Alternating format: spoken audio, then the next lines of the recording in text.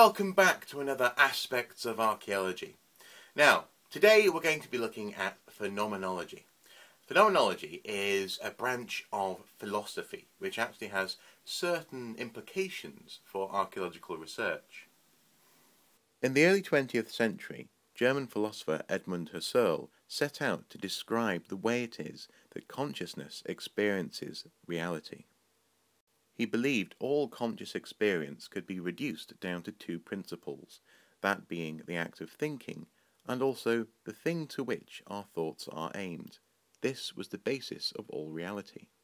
To Husserl, an object like a chair had an innate chairness to it, which we experienced when we focused on it, and in this way all of reality could be mapped out through its innate qualities. However, for his student Martin Heidegger and other philosophers who came afterwards, including the famous Jean-Paul Sartre, this was innately wrong. For them, there was no overarching meaning to reality. We create meaning by existing. We do not discover a map that's already laid out. This existentialism was most usefully summed up for the archaeologist by Merleau-Ponty. For him, the body was the mediator of all existence. For all of us, reality is limited by our body. We experience reality through our bodies, and the limitations that come with it. We cannot, for example, see around a corner until we get around that corner. This understanding of reality as being anchored by our bodies is useful for archaeologists because we often excavate bodies. We also excavate the environments through which these bodies pass, and therefore the body is a way to understand that environment. So, archaeologists took some of this philosophy and they decided to try and apply it to their field in order to attempt to better understand what it was that people in the past thought and experienced in their world. Phenomenology tells archaeologists that the best way to understand a site is to go there. So maybe making observations about whether a monument reflects the landscape around it. Or perhaps observing how visible a monument is from different parts of the landscape, or indeed bearing in mind how invisible it might have been when trees were around. An archaeologist may try to consider access to a monument in order to understand its function. Is it easy to get to? Would many people be able to fit, for example, into the passage of a Neolithic tomb? Some monuments are designed to have access from one direction and not another, such as Hadrian's Wall. In some cases, a monument may be designed to be imposing or make an impression upon approach. What does the placement of this castle, for example, tell you about its intended effect? And other, more general observations in the landscape around a monument are also useful. For example, did you have to walk up or downhill to get to the site? Did you have to cross a river? Are there local climatic variations? Does the valley, for example, often gather mist?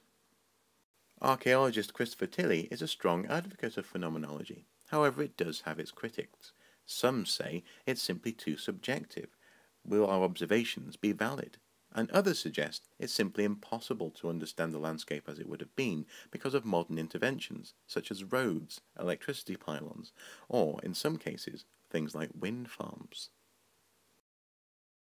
So, still remain to be convinced, eh? Here are some case studies to possibly sway you on the matter. The Mesolithic site of Lipensky Vir in the Iron Gate Gorge of the Danube is a site heavily affected by its location. It sits on the side of the river, near a whirlpool, and is surrounded on all sides by steep cliffs. Through a perspective rooted in bodily experience, it is possible to understand a little bit of the site.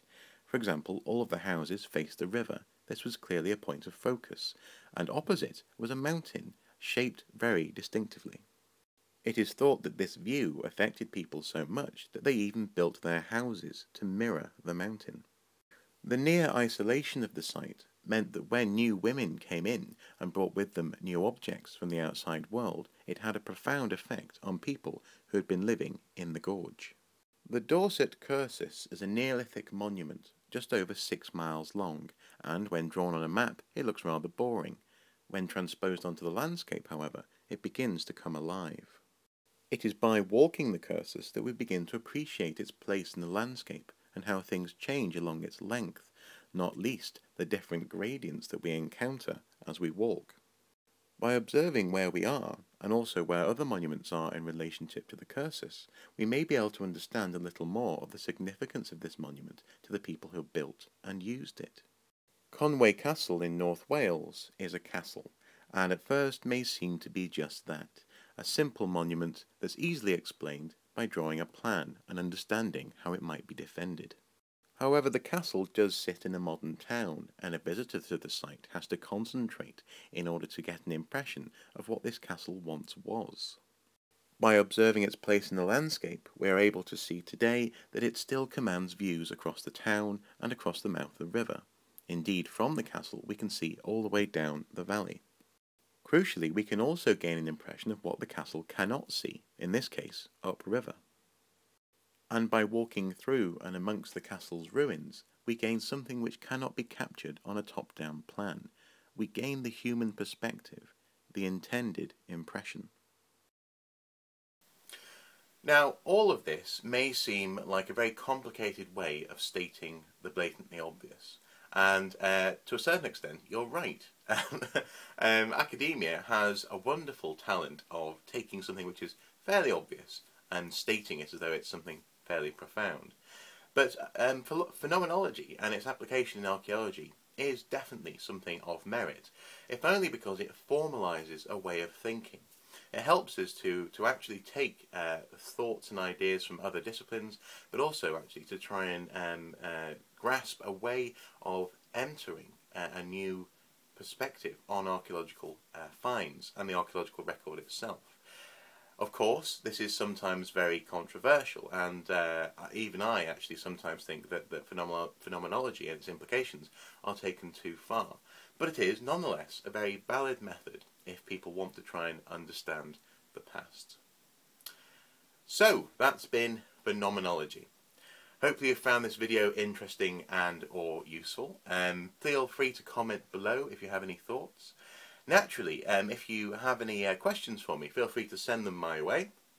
And while we're on the topic of things you can do, feel free to subscribe to the channel just by pushing the button above.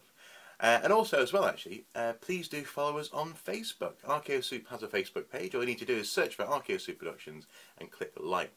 And things like news stories and photographs, things like that, often which don't make it onto the YouTube channel, make it onto the page instead.